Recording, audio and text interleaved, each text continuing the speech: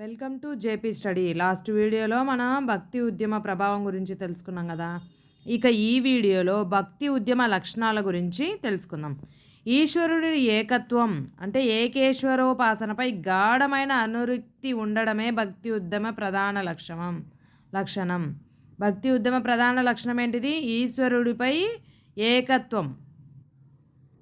ఏకత్వంపై గాఢమైన అనురక్తి ఉండటమే భక్తి ఉద్యమ ప్రధాన లక్షణం. మోక్ష సాధన కోసం భగవంతుడి కృపను పొందడమే భక్తుడి యొక్క ప్రధాన లక్ష్యం. ప్రాచీన కాలం నుంచి ఉన్న పూజా పునస్కారాలు కర్మకాండలను వ్యతిరేకించిన భక్తి ఉద్యమకారులు పవిత్ర మనసు, స్వచ్ఛమైన జీవనం, మానవత్వ విలువలు పాటించడం ద్వారా భక్తి భావాన్ని పెంపొందించుకోవాలని ప్రచారం చేశారు.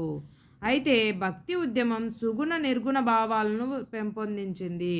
దేవుడు అనేక రూపాలు గుణాలతో ఉంటాడని భావించే చైతన్యుడు, సూర్దాస్, మీరాబాయి, శంకర్దాస్, తులసిదాస్ లాంటి వారు సగుణోపాసనను ప్రబోధించారు. కబీర్, గురునానక్, దాదు దయాల్ లాంటి వారు భగవంతుడు నిర్వికారుడు, సర్వాంతర్యామి, ఎలాంటి రూపం గుణం లేనివాడని భావించారు. వీరు నిర్గుణోపాసనను ప్రబోధించారు.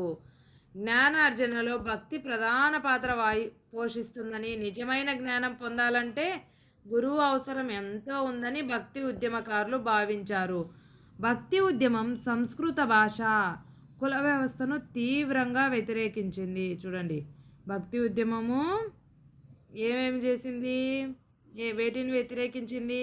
సంస్కృత భాషను, కుల వ్యవస్థను. నిమ్న కులాలు, తరగతులకు చెందిన వ్యక్తులే ప్రధాన భక్తి ఉద్యమకారులుగా పేర్కొందారు. ధన్నా భగత్ ఇతను నిమ్న కులానికి చెందినవాడు. కబీర్ దిగువ కులానికి చెందినవాడు. నామదేవుడు దర్జీ కులానికి చెందినవాడు. తుకారం శూద్ర కులానికి చెందినవారు. బ్రాహ్మణ ఆధిక్యాన్ని, సంస్కృత భాషను వ్యతిరేకించి భక్తి ఉద్యమకారులు ప్రాంతీయ భాషలకు అధిక ప్రాధాన్యం ఇచ్చి వాటిలోనే రచనలు చేశారు. కాబట్టి భక్తి ఉద్యమ కాలాన్ని ప్రాంతీయ భాషలకు స్వర్ణయుగంగా పేర్కొంటారు. భక్తి సూఫీ ఉద్యమాలు హిందూ ముస్లిం ఐక్యతను, మత సామరస్యాన్ని ప్రబోధించాయి. భక్తి సూఫీ ఉద్యమాలు ఏం ప్రబోధించాయి? హిందూ ముస్లిం ఐక్యతను, మత సామరస్యాన్ని ప్రబోధించాయి. గురునానక్, కబీర్ లాంటి వారు హిందూ ముస్లిం ఐక్యతకు ఎంతో కృషి చేశారు. మానవ ఆవిర్భావం నుంచి మనుషులను విడదీసే తేడాలేవీ లేవని, విభేదాలన్నీ మనం సృష్టించుకున్నవే అని కబీర్ పేర్కొన్నారు. చూడండి ఏమని చెప్పాడు? మానవ ఆవిర్భావం నుంచి మనుషులను విడదీసే తేడాలేవీ లేవని, విభేదాలన్నీ మనం సృష్టించుకున్నవే అని కబీర్ పేర్కొన్నాడు.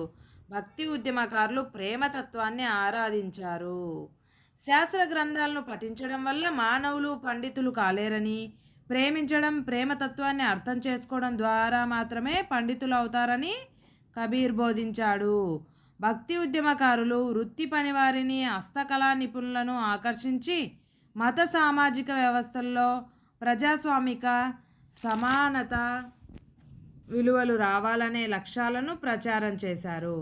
భక్తి ఉద్యమం కర్మకాండలు, ఎక్కువ ఖర్చుతో కూడిన పూజా విధానం, విగ్రహారాధనలను తీవ్రంగా వ్యతిరేకించింది.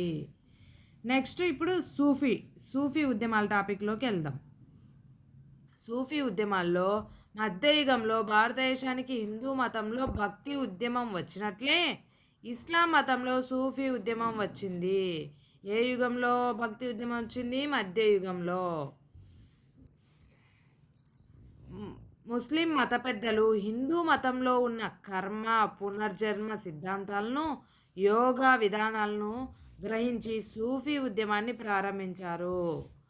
హిందూ ముస్లిం మతాల సమగ్ర సంగమమే సూఫీ భక్తి ఉద్యమాల ప్రారంభానికి ప్రధాన కారణంగా చరిత్రకారులు పేర్కొంటారు. అయితే ఉలేమాల ఆధిపత్య ధోరణిని, వారి ఖురాన్ వర్గీకరణను సూఫీ సన్యాసులు వ్యతిరేకించారు. చూడండి, ఉలేమాల యొక్క ఆధిపత్య ధోరణి, ఎవరి యొక్క ఆధిపత్య ధోరణి? ఉలేమాల. అలాగే ఖురాన్ వర్గీకరణను సూఫీ సన్యాసులు వ్యతిరేకించారు. భగవంతుణ్ణి అంటే అల్లాహ్ని ప్రేమించడమే అతన్ని చేరుకునే ప్రధాన మార్గం అని భావించారు అని బోధించారు కూడా. అలాగే సూఫీలు హిందూ ముస్లిం ఐక్యతకు పాటుపడ్డారు. సూఫీలు హిందూ ముస్లిం ఐక్యతకు పాటుపడ్డారు. అంటే క్రీస్తు శకం 19వ శతాబ్దంలో సూఫీయిజం అనే ఆంగ్ల పదం వాడుకలోకి వచ్చింది.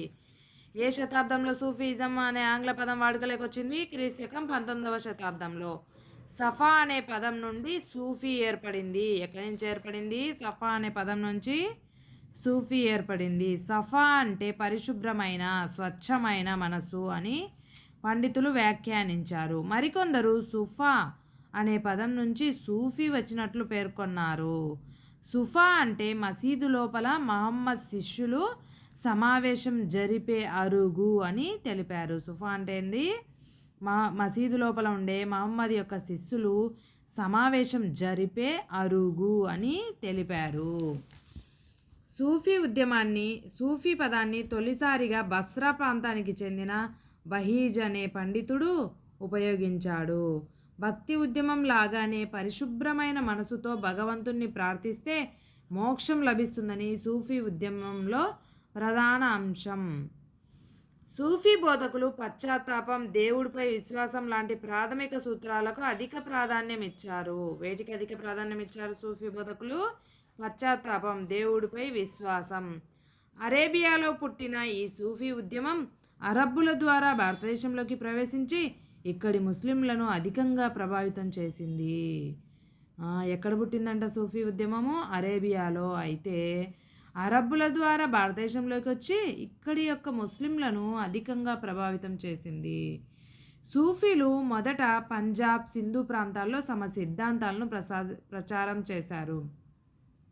సూఫీలు మొదట ఎక్కడ ప్రచారం చేశారు తమ సిద్ధాంతాలను? పంజాబ్, సింధు ప్రాంతాలు. గుజరాత్, దక్కన్, బెంగాల్ ప్రాంతంలో స్థిరపడిన సూఫీ సన్యాసులు తమ బోధనల ద్వారా వీటిని మొత్తం భారతదేశానికి విస్తరింపచేశారు. సూఫీలు తొలుత పారసీక సంప్రదాయాన్ని అనుసరించి కాలక్రమేణా భారతీయ సంప్రదాయంలోకి మారారు. సూఫీలు తొలుత ఏ సంప్రదాయాన్ని అనుసరించారు? పారసీక. తర్వాత కాలక్రమేణా భారతీయ సంప్రదాయంలోకి మారారు. హిందూ మత విశ్వాసాలను గ్రహించారు. సూఫీ సన్యాసులు హిందూ భక్తి ఉద్యమకారులు చెప్పే విషయాలు, ఇచ్చే సమాధానాలు సామాన్య ప్రజలను ఎంతో ఆకర్షించాయి. అయితే భక్తి సూఫీ ఉద్యమాలకు సహజీవనం, మానవతా ఉమ్మడి లక్ష్యాలుగా ఎంతో ఆకర్షించాయి. భక్తి సూఫీ ఉద్యమాలకు సహజీవనం, మానవతా ఉమ్మడి లక్ష్యాలుగా ఎంతో ఆకర్షించాయి. భక్తి సూఫీ ఉద్యమాలకు సహజీవనం, మానవతా ఉమ్మడి లక్ష్యాలుగా మారాయి. సూఫీ ప్రవక్తలు ఏకాంత జీవితాన్ని గడుపుతూ దైవాన్ని అర్థం చేసుకోవడానికే ప్రయత్నించారు. సూఫీ ప్రవక్తలు ఎక్కువగా ఏకాంత జీవితం గడుపుతూ దేవుణ్ణి అర్థం చేసుకోవడానికి ప్రయత్నించారు. అయితే వీరి ప్రవచనాలు, బోధనలు సాంప్రదాయ విరుద్ధమైనవి. ఇస్లాం మత ప్రచారకులైన ఉలేమాలు విమర్శించారు. సూఫీ ఉద్యమం మద్యపానాన్ని వ్యతిరేకిస్తూ సన్యాస జీవితానికి ప్రాముఖ్యం ఇచ్చింది. సూఫీ ఉద్యమం దేన్ని వ్యతిరేకించింది? మద్యపానాన్ని. ఇది సామాన్య ప్రజలు, బలహీన వర్గాలను బాగా ఆకర్షించింది. అయితే సూఫీ మతం ఆవిర్భవించడానికి కారణాలేవో నెక్స్ట్ వీడియోలో చూద్దాం. Thank you for watching. Please like, share, subscribe.